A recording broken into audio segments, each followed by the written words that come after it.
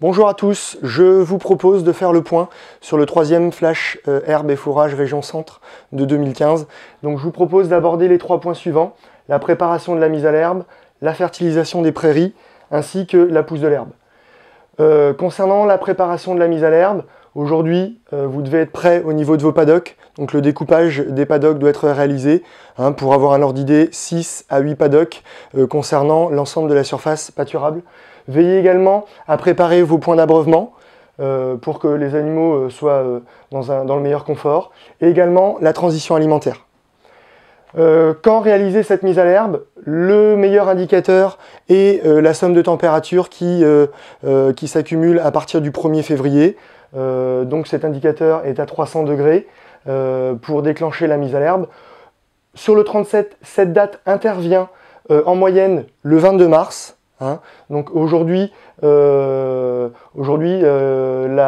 2015 se déroule en moyenne très bien par rapport à d'habitude.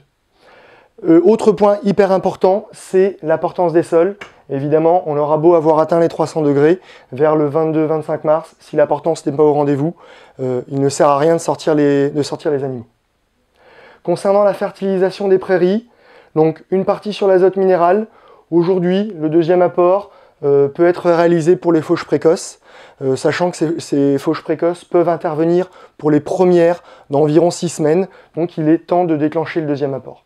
Pour les autres parcelles qui n'ont pas encore eu d'apport d'azote, il est temps également de déclencher ce premier apport qui va varier en fonction de la quantité de fumure organique déjà apportée et de la composition des prairies, notamment du pourcentage des légumineuses. Au niveau des apports organiques, il sont encore possibles, préférentiellement avec des lisiers, ou après un apport de lisier, vous pourrez faire un pâturage sur les paddocks d'environ 3 semaines après l'apport. On peut également réaliser des apports de fumier, mais compostés, pour des aspects sanitaires. Et là, le délai avant de rentrer des animaux dans la parcelle est plus long. Il faut compter au moins 4 à 5 semaines. Pour terminer, quelques mots sur la pousse de l'herbe. Donc aujourd'hui, l'observation des prairies réalisée sur le département nous permet de dire que les prairies ne sont tout juste réveillées. On a juste un talage qui s'est bien passé et donc on n'a pas de pousse de l'herbe significative à l'heure actuelle. Merci beaucoup de votre attention. Je vous propose de nous retrouver dans une prochaine vidéo pour illustrer nos conseils.